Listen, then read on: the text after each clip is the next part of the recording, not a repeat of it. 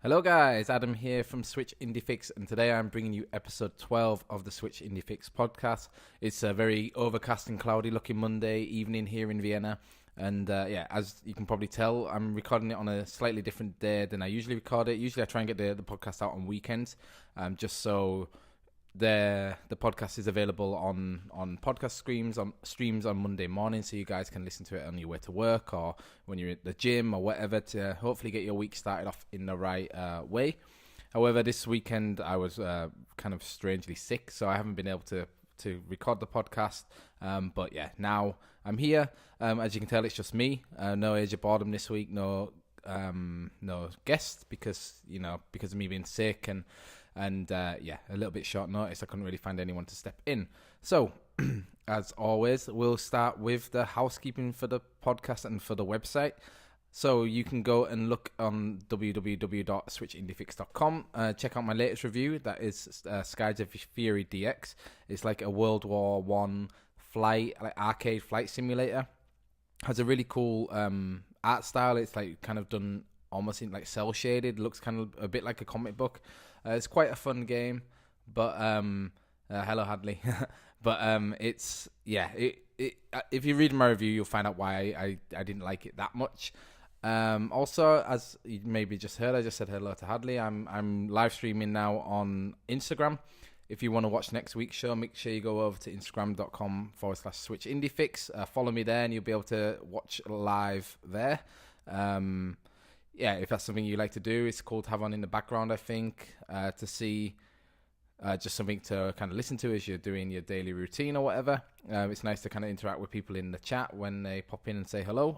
Or if you have any questions, you can ask them live and I can answer them live, which I think is pretty cool, which is really why I like Instagram.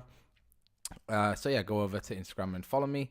And also, as some of you may have noticed, I've started a new series on YouTube. I've called it like a first impression series, and it's basically I'm taking clips out of the podcast, especially when we talk about our games, and just posting them up there as like our my first impressions of games, or Age of Boredom's first impressions. So we have Undertale and Banner Saga 2. They're basically, I'm trying to use them as kind of like a marketing tool to get more people to more traffic to the site, more traffic to listen to the podcast. So I understand that you guys who do listen to the podcast week in, week out, maybe don't want to listen to them. That's fair enough. It'd be really cool if you could just go over there and click on them and click the like, because that really helps out a lot. The Undertale one didn't do too well. The Banner Saga 2 one has got a few views on it, so I'm quite happy with that.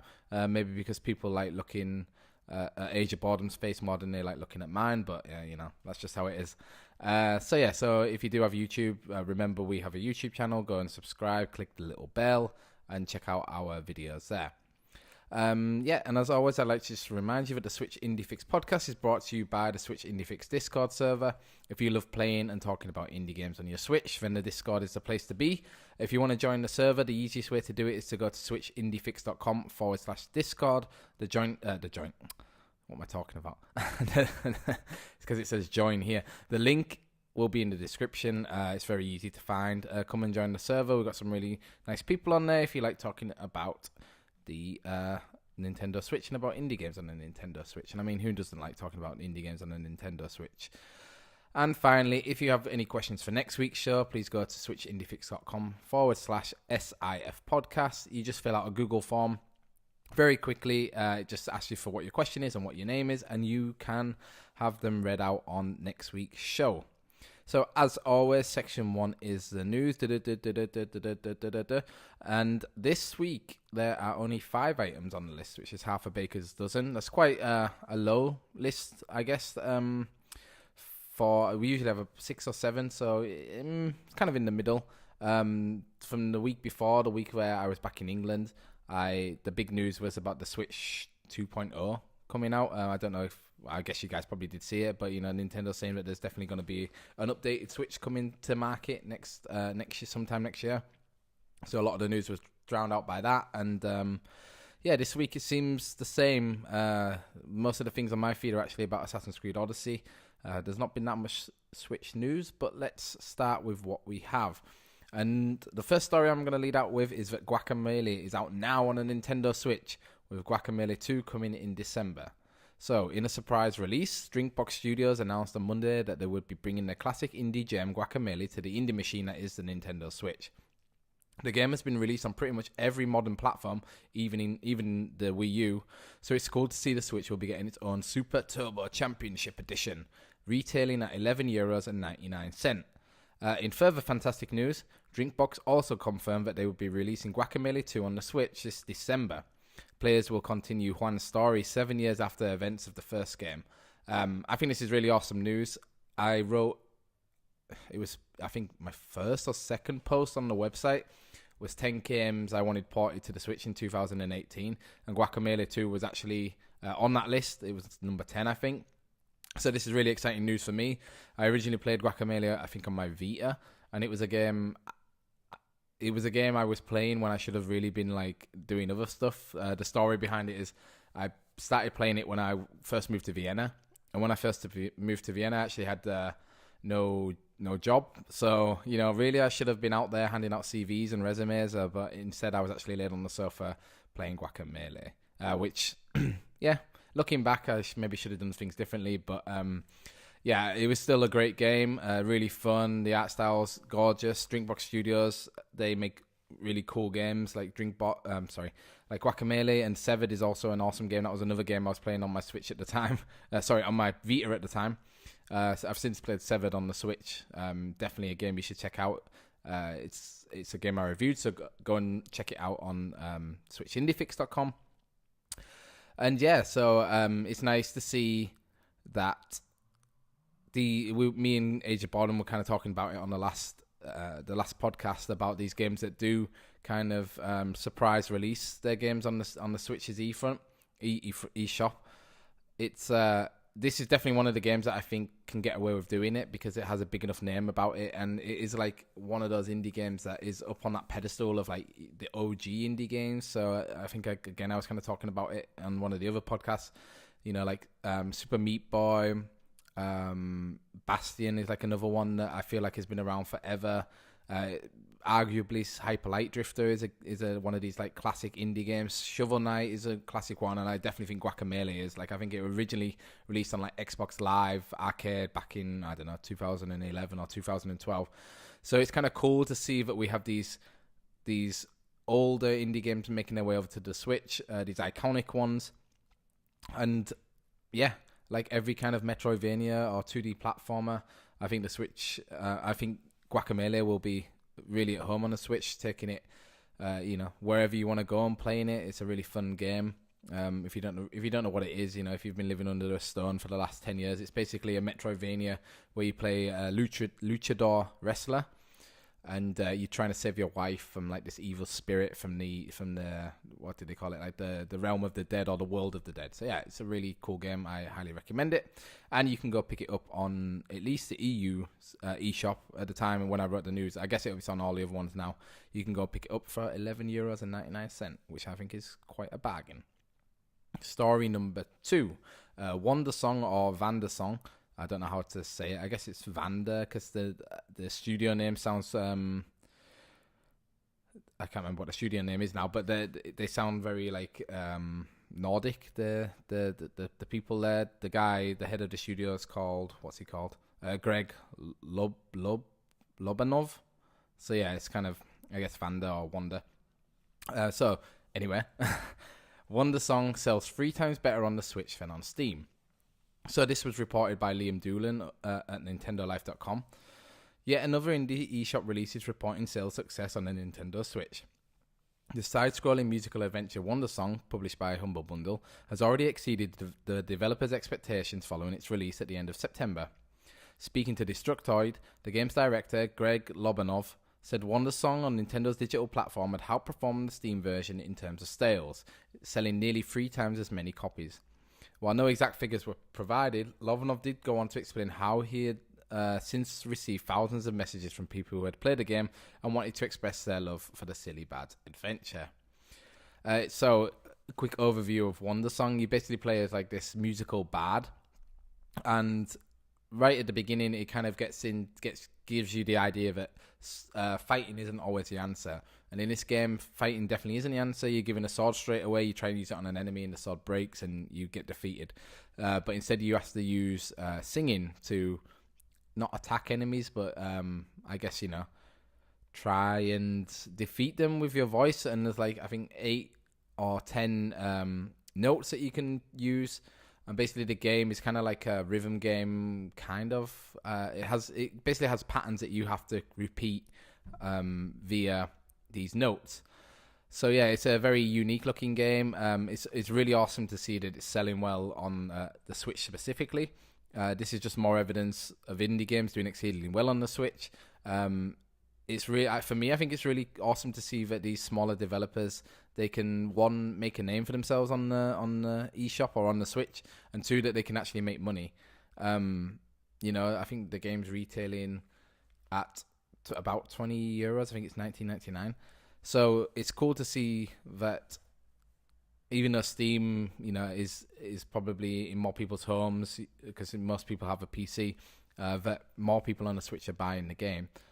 And it would really be interesting to see what the sales figures are, like how many thousands they shipped, or at least how many thousands more they've sold than Steam. But unfortunately, we don't have those details. So yeah, this is just a story that I put in. It's very reminiscent of the Wolverblade story, where I believe that game sold so many times more on the Switch than it did on Steam and Xbox Live and PlayStation Now, or the PlayStation Store. So yeah, I'm always happy to kind of see these stories, and I just wanted to point out Wonder Song as a kind of an interesting game if any of you guys are interested in picking up something a little bit different. So story number 3 from this week's news is that 5 out of September's top 10 best-selling games are indies. So this is something I think is really cool from Nintendo. They always release their monthly best-selling games, and the list was originally a top 30 from the US eShop.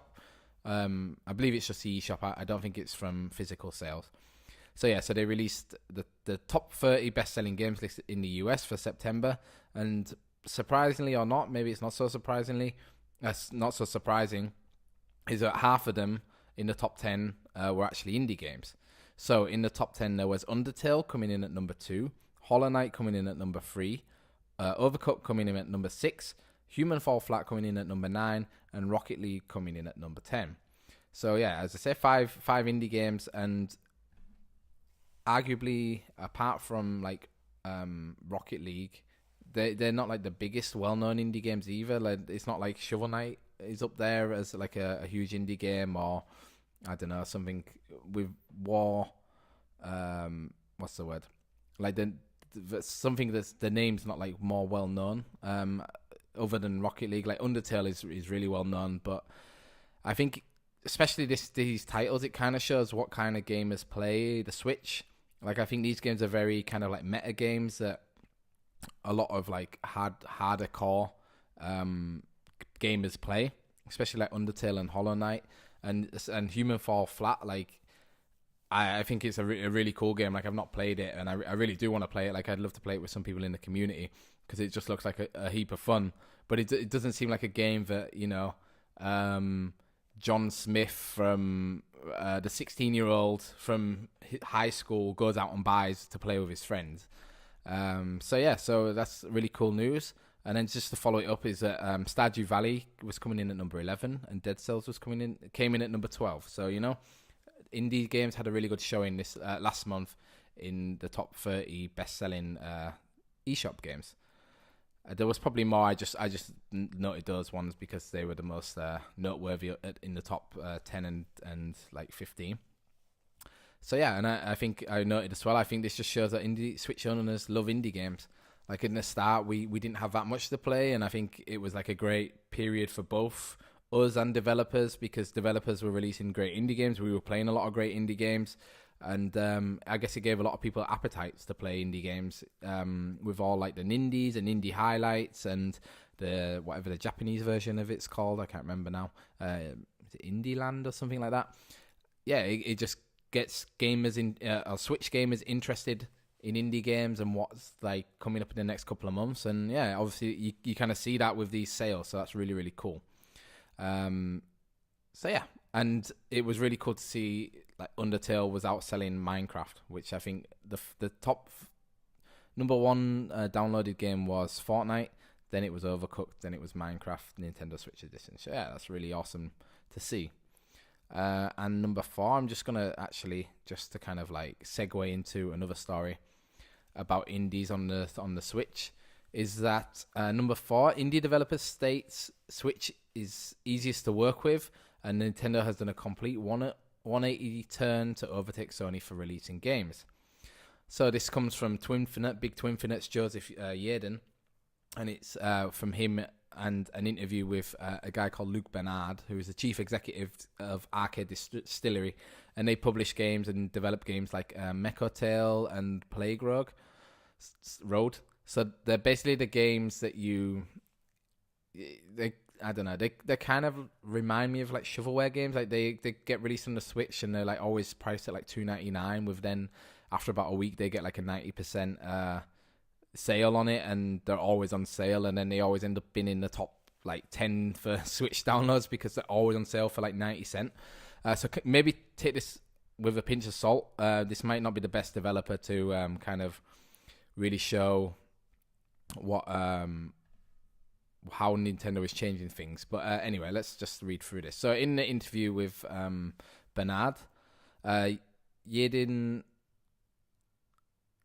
basically asked him how open and accessible Nintendo has become with publishing games on their platform. And as Bernard states, each platform has their own set of rules and submission processes. The easiest so far has been the Switch. I can't mention much because of NDAs, but that's the easiest one. So they're very fast with emails, easy to get a hold of with developers. Nintendo has done a complete 180. They're pretty much how Sony was years ago. Sony was at the height of the indie scene, and now it's become kind of Nintendo who's like that. So coming back to me, so much like the story with Wonder Song and the story of the indie games being in the top 10, it's exciting here to kind of first-hand hear from developers how accessible the Switch is to them as a platform and how willing Nintendo are to working with indies and indie developers. This is like, especially, I kind of noted here, it's especially so in Arcade Distillery's case because they're not like a top level developer. Like I said, they mostly make like these kind of shovelware games that are very highly discounted. And I'm probably saying this means I'm never ever going to get a code off them if they ever release a game I want to play. But yeah, especially in their case, as the games continually seem to be on sale on the Switch. So it's cool to see that even with like maybe the smallest and some of the least prestigious developers on the Switch, that Nintendo are working really hard to help them with their problems, to get their games on the Switch, to get their games making money on the Switch, and obviously in Arcade Distillery's case, to get them just producing more and releasing more. So like, yeah, I guess as long as they're making Monday. What is wrong with me today? As long as they're making money, Nintendo's kind of happy to have them aboard, which I think is fair enough. Like, even if the games aren't great, I guess most people who buy them on sale and you're not paying that much money for them. So yeah, it's kind of like a trio of stories there about how indies seem to be thriving on the Switch. I think it's kind of funny and interesting that they all kind of came up in the same week because, like I say, maybe it was a little bit of a slow week for indie news this week. Other than Guacamelee, nothing big's been announced. But anyway, let's go on to our final story, and that is story number 5. Portal Knights Creators and Villainous Update is released on the Switch. So a brief overview of Portal Knights. In like the most layman's term, you would say it's basically like Minecraft, but it has its own quest. It has like a quest and story to it. But it's like a very deep game. It's like a game I think you can get lost in for hours. You basically like start and choose a class, and then you kind of choose a world to spawn into. And each world is like a small island that you kind of, after a while, you do quests on, you gather resources on, and you get strong enough to teleport to the next like kind of island, which has better materials, which helps you craft better. Sorry, I'm just covering my mouth because I got an itchy nose. That lets you craft better armor, better weapons. Hence the name Portal Knights, because you teleport through these portals to different islands. So I put this in because this is like a very big update for them. The update is already live, and some of the new features include a creative mode, so it lets you create your own islands using unlimited resources. There's 3 new bosses to beat. There's Landlubber's Leap, which I guess is a new area in the game. a Pirate's Paradise with new quest characters and more. The Rangers Guild is now available. There's new armor, which is reworked, rebalanced, and renamed. Plus new epic and exotic armor, which is cool for people that like hunting out cool and powerful armor. Spectral Knight encounters, which I'm not sure what that is. Receive weekly gifts from mailboxes. So yeah, I guess it's kind of like a almost like, like a live service thing where if you log in every week you get, or a certain amount every week, you get a free gift, and it has faster loading times, which is always nice to hear in these kind of online indie games.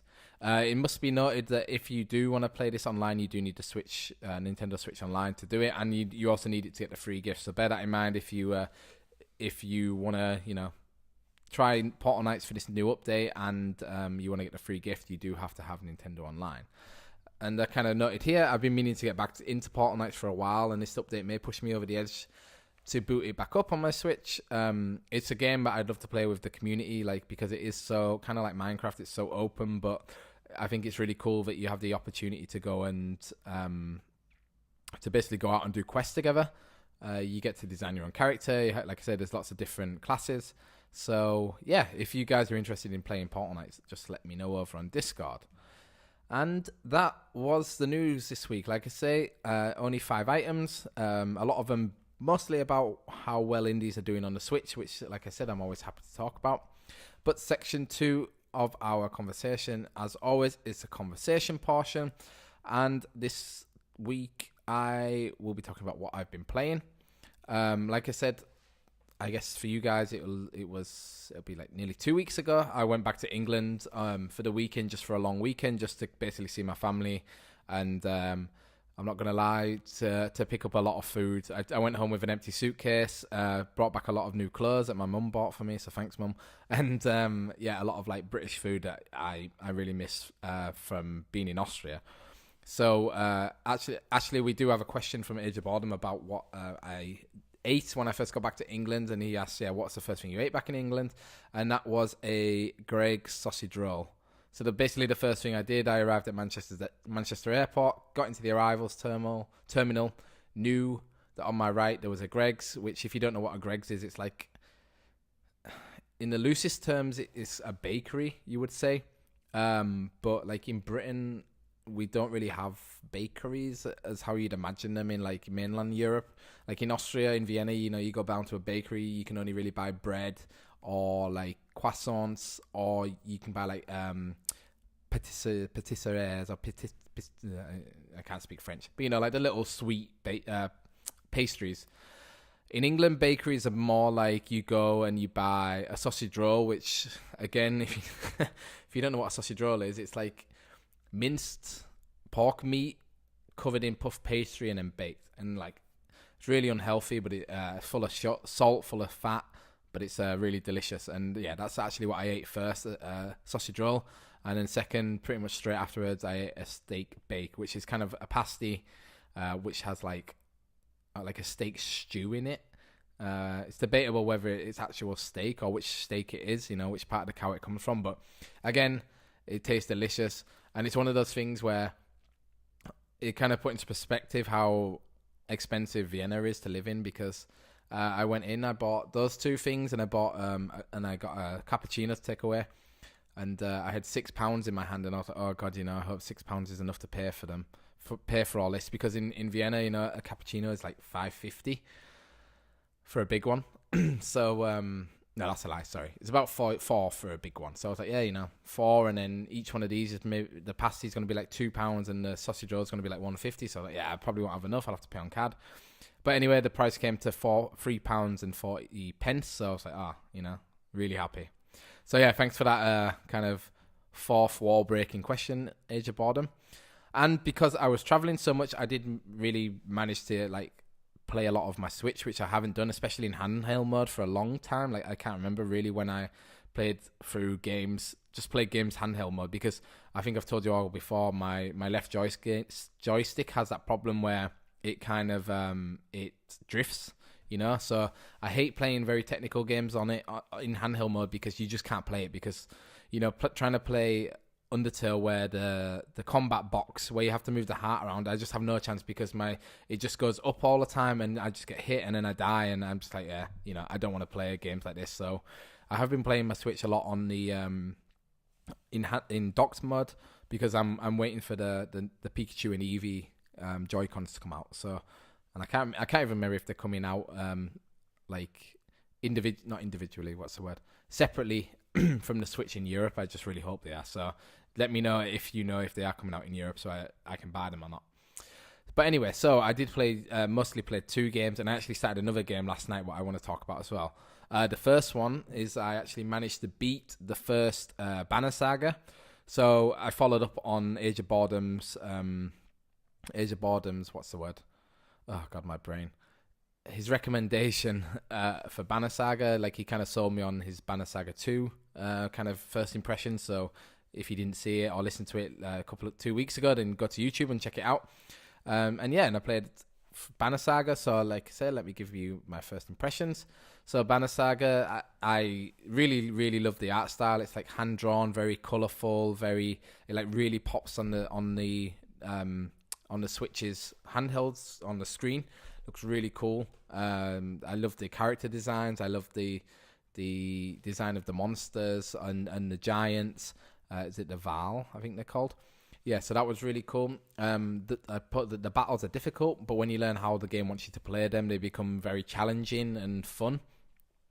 Example is like what I learned is when you fight the dredge, that if you kind of like group them all together and you hit them with an attack, it basically like chains the attack onto everyone. So you learn very quickly, okay, I need to get them in like a circle and just like kind of circle them and just keep hitting them, and eventually, I hit one guy, and if there's 4 guys stood next to him, all of them are going to take damage too. So that was really cool. It kind of turned the game turned it from being like a tile-based, turn-based strategy game into kind of like almost like a puzzle game in some type of way. So that was good. The story was really good. I love the world Stoic games have created, and can't wait to play the following games and see how they build on it and build on like the kind of story I sort of created. Like I say, however, I really did feel like towards the end the game drags a little bit. Like you're spending most of your time just watching your caravan go from one side of the screen to the other and hoping that your resources don't run out. So yeah, I kind of felt like maybe the game went on a little bit longer, or some of these like they kind of really just felt like fancy loading screens to me, that you're just kind of watching this image move from one side of the screen to the other, and they do look really, really beautiful. Like, don't get me wrong, like I said, the art style is amazing, and especially when you find the godstones, they look so incredible. But towards the end, that's really all I felt like I was doing. Like I was going from like one short story beat for 5 minutes of watching my caravan move to then another short story beat, and then eventually into like a battle. So yeah, it kind of gets a little bit boring, or it got a little bit boring for me.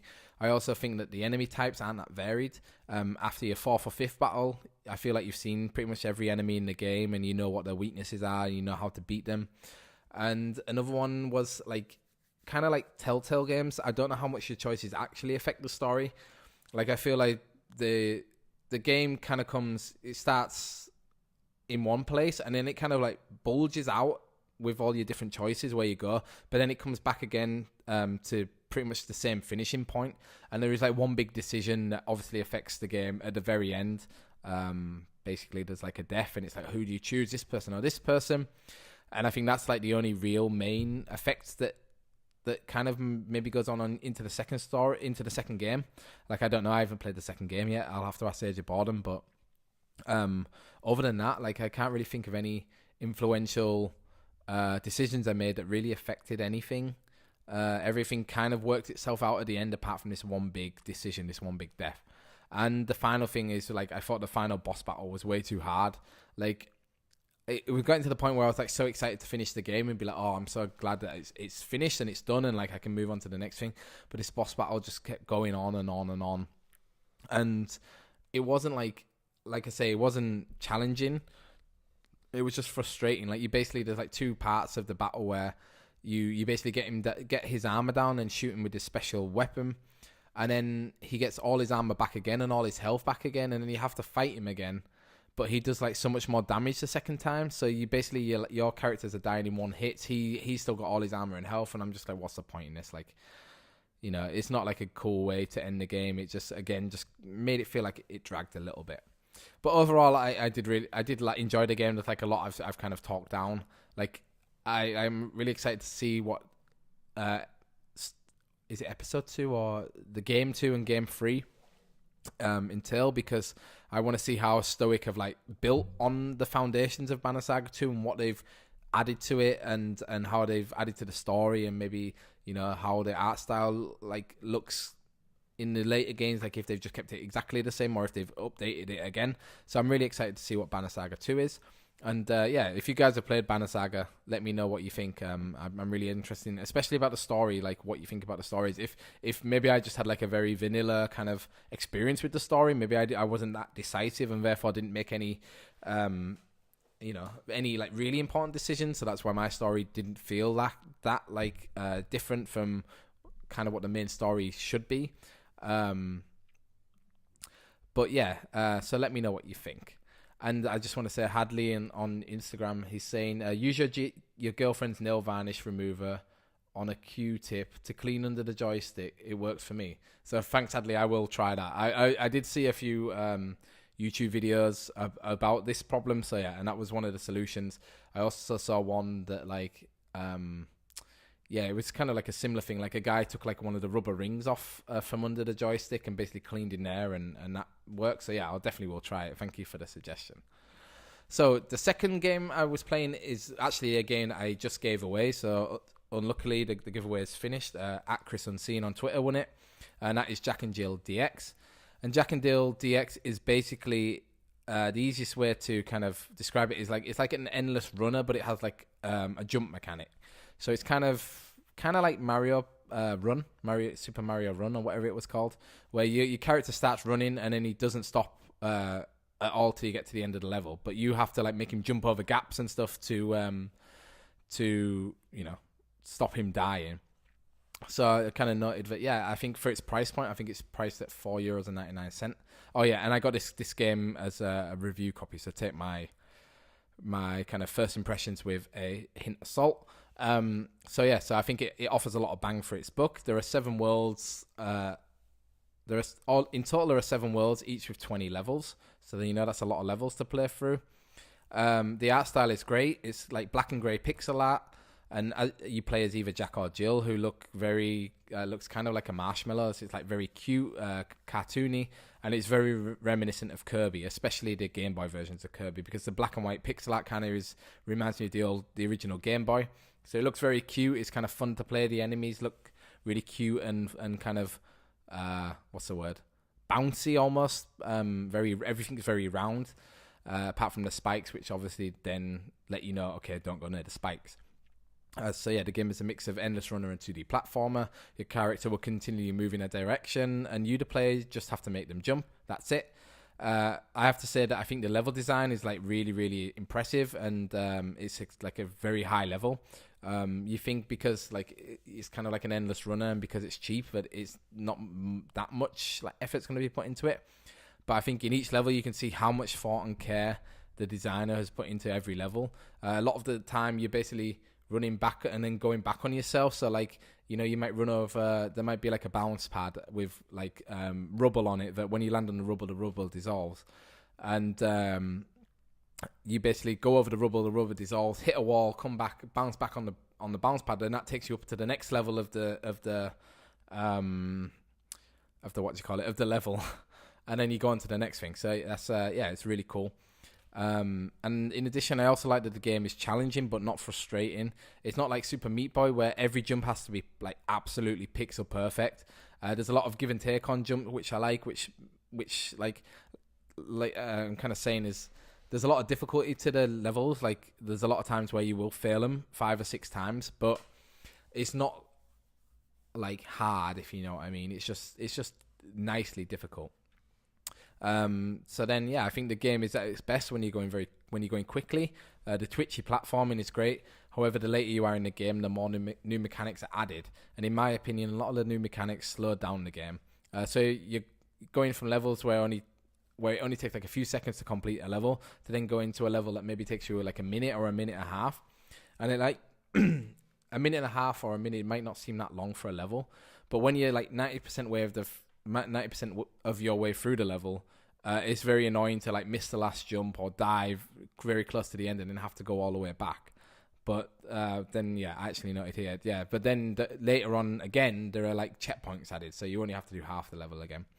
But yeah, there's like, I think it's level 5 or world 5 where they introduce clouds, where when you jump on a cloud, you stop.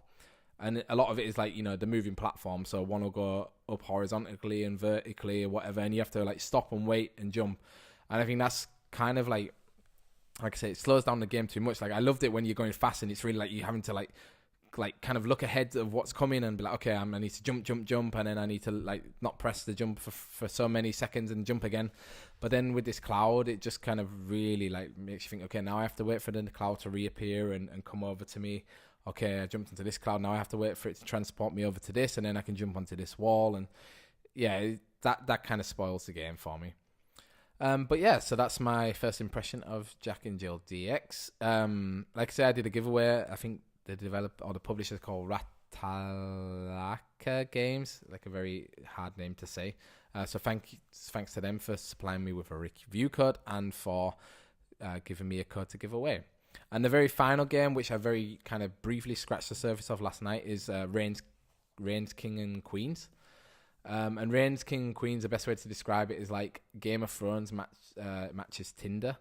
So basically, the interface is like almost on Tinder. You have like a deck of cards that you slowly over time unlock more cards for, and you swipe like left for no and right for yes. So on each card there's like a situation that comes up. You play as the king or the queen, and you basically then have to like respond to whatever these people are telling you. And at the top is like 4 bars that you kind of have to balance. So there's one for religion, one for like military, one for the people, and one for money. And when you run out of any one of these 4 bars, and your king dies and the next king takes over. So it's kind of like a roguelike where, like, was it Rogue Legacy, where you play as the descendant of the person who just died. So if you're king, I don't know, George the First, the next king you play as is his son George the Second.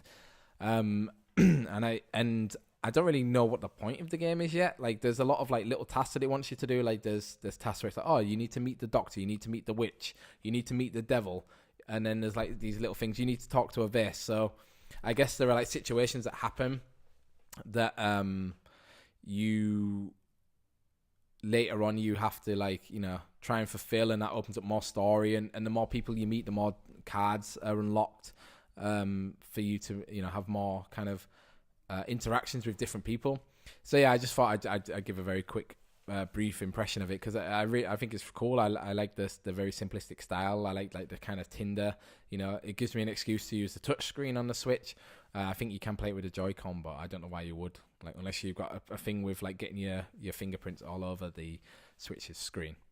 So, sorry guys, we just had a quick break there. I just had to empty some disk space on my computer, or on my Mac, I should say. As always, we do have a short break in between the podcasts. They're never planned, but they always do happen. So, let's get on to our final section of this week's podcast, and that is the question section. And this week, Age of Boredom has really pulled one out for the team. He's got a hat trick of questions in there. He had the first question earlier on about what was the first thing I ate about. The first thing I ate in England. And this second question is, what other podcasts do you listen to? Gaming or other? I'm just going to have a quick drink. So, yeah, I think all the podcasts I listen to are evolve some way around gaming. The one I listen to on a daily basis is Kind of Funny Games Daily, which is, I guess like a lot of you will know, because a lot of you are like Kind of Funny best friends. There's this like internet kind of company headed by Greg Miller, who used to be at IGN, called Kind of Funny. They have a daily podcast, which is like a daily news podcast, and they talk about all gaming news, so about PlayStation, Xbox, whatever, Switch. And so yeah, I listen to that. It's a lot of the times where I get a lot of my news stories from, by listening to them and then following up on the stories. It's a really cool podcast for gaming news. If you want to be like really up to date with everything that goes on in gaming, they have really good personalities on there. They have like a wide range of hosts, which is really cool, which is something I need to get better at on this podcast. But yeah, so that's one I highly recommend. And then the second one is the Kind of Funny Games cast, which is basically a longer form podcast. It's more like mine. It's like 2 hours. This podcast takes a lot of inspiration from it. They kind of do the same. Like their first section is like they talk about the news. They talk about what they've been playing, and then they have like a question section, and it kind of gets off topic a lot, but it's very funny. And again, it's more of the Kind of Funny team. Like very enjoyable to watch. Like I said, they have a lot of good guests on it. So yeah, I definitely say check out Kind of Funny if you've never heard of them before. The next one is the Dan Giesling podcast. So Dan Giesling, like I guess most people will know him for being on Big Brother. Like he was on, I think, Series 2 and Series 10. Series 2 he won, and Series 10 he came second. He's now like a Twitch streamer. Like really, really funny. If you've ever heard of like Northern Lion, he does a lot of work with him and like the crew that they hang out in. I really like his videos because he's very positive, and I like his podcast because it's very much about like breaking the fourth wall down between being like an influencer, trying to run a podcast, trying to run another business that he has, and trying to like, you know, have a family. And it's very kind of like inspirational in some ways because, you know, all this stuff he does, it gives me a lot of like hope for myself. And, you know, he talks about like he's very much in like the long game with YouTube and Twitch. So he's like, you know, in the long run, he knows he's going to be successful at it. So he's like, yeah, you know, I don't try and make short-term decisions. So he's like, I just try and get it at like one follower at a time, one subscriber at a time, one viewer at a time. And he's like, you know, after like 2 or 3 years, all those one extra viewers add up. And another one of his things is like, he says, you know, you throw something at the wall and see if it sticks. And right now, like I would love to, I'd love to stream the podcast on Twitch, and I'd love to make more like actual review videos for the podcast, for the channel, for the website. But I just don't have like the computer that's up to it. So that's why I started Instagram, because I was like, yeah, you know, the live streaming is really easy. Like I've been thinking of maybe going into Facebook as well, but I don't know, Facebook is kind of like on a different level to it. So yeah, like I think it's very like, if you are interested in like the streamer culture and you do want to listen to like some guy tell you funny stories, then you should definitely check out the Dan Giesling podcast. The next podcast is the Switch Island podcast. So again, like they obviously talk a lot about the Nintendo Switch. There's 3 guys. I think it's Pete, Mark, and Danny. 2 guys from Liverpool and 1 guy from London. So there's kind of like a lot of banter on there. It's another podcast Age of Boredom's been on. If you listen to their episode, it's really, really funny. I think it's episode 15. Age of Boredom talks about how he thinks baguettes are the worst form of bread, which I just blows my mind how anyone can say that. Anyway, but yeah, if you want more Switch content, they're really good to listen to because they talk about the wider Switch kind of spectrum. So it's from like first party games all the way down to indie games. They were just at EGX in Birmingham in England, so there's a lot of like developer interviews up on their website and on their podcast right now, so that's really cool to go and listen to. And yeah, like they also do a longer form podcast, which is always really fun and you know, always has me laughing as I'm riding the underground to work. And finally, the one I've really started recently listened to is because they just started, is the Potscast podcast. They're guys from it's the guy, he's called Pixel Power on Twitter. Like he's come out recently, has been like a big Nintendo leaker. And yeah, he started up a website called maybe it's just Potscast. But yeah, he basically has a website around Nintendo, and a lot of it's about like leaks and like revealing Nintendo stuff and just talking about Nintendo. So they have a podcast too, which is like, I don't know, right now it's kind of like my low tier podcast. So when I'm finished with everything else, then I'll listen to them. But still, it's very good and enjoyable to listen to. And Age of Boredom's final question is, if you could only play one of the upcoming Final Fantasy games on the Switch, which would it be? And this is quite a hard question for me, since the first Final Fantasy game I played was actually Final Fantasy 15 and I never finished it. So really I should probably go back and play Final Fantasy 15 Pocket Edition on the Switch. However, like, I've heard Final Fantasy 6 is one of the best, and I was kind of like a little bit disappointed when they revealed all these Final Fantasies coming to the Switch that Final Fantasy 6 wasn't among them, because I thought this is like the perfect time to play it. So the question really is for you guys: which Final Fantasy do you think I should go and play? I've tried playing 7 before. I think I got 4 or 5 hours in, but I just think 7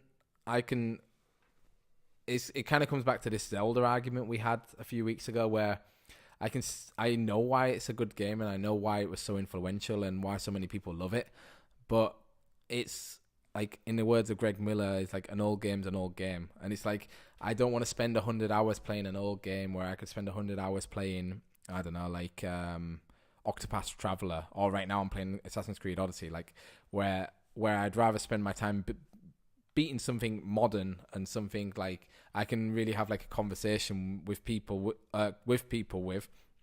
then go back and play these older games. So yeah, I don't know, maybe one of the more modern ones like 10 or 12, maybe I should try those.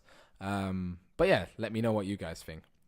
And the final question from this week comes from Enoch, which is Bastian Enoch Christiansen. Bastian is very active on our Discord server, so yeah, if you want to hang out with me and Bastian and Age of Boredom and all the other guys on the Discord, go and check out Discord at switchindifix.com/Discord. And he asks what exclusives from other platforms would be most awesome on the Switch, and then he puts in brackets, disregard politics here. So I had quite like a long think about this, and overall I kind of think like most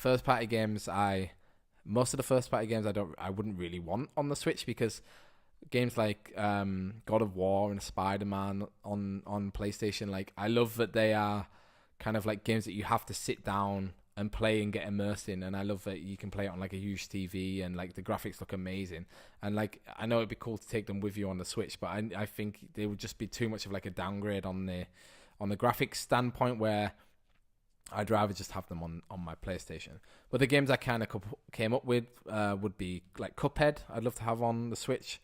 It'd be an awesome game to have on the go. Pit People is another, like, it's like an exclusive to the Xbox at the minute. It's kind of like a turn-based, almost sort of like a Pokemon-inspired game where you fight like little minions against each other. The Swords of Ditto is another game it's exclusive to the PlayStation 4 right now, which I'd love to have on the Switch. It's kind of like an ode to Legend of Zelda with like a really bright and colourful art style. But it's published by Devolver Digital, so hopefully, in the future they'll bring it to the Switch anyway. Sir Eats a Lot is a PlayStation Vita exclusive that I'd love to have on the Switch. Again, it's kind of like a 2D side scroller where you play as like a chubby knight who's trying to save the queen, and by like eating food, which is just kind of, it's like cute and kind of ridiculous, but I think it looked cool on the Switch. And yeah, like I said, from the first part, there's nothing really I'd be that interested in porting. So thanks again to the two guys that asked the questions, from Bastian and from Age of Boredom. If you would like to ask me a question for next week's show or whenever, for whichever show, go to switchindifix.com/SIF podcast. Yeah, I think the coolest thing to do is if you look on my Twitter, the link to the Google form will always be around on my Twitter. So if you see like a news story and you think, oh yeah, that'd be interesting if Adam talks about that on the Switch on the podcast, then yeah, just go whenever you see it, and just don't be afraid to ask the question, and you could have it read out like Bastian and Age of Boredom did. So guys, that was episode 12 of the Switch Indie Fix podcast. I'd like to thank everyone for listening and for watching, and for Hadley for tuning in on Instagram on the live stream.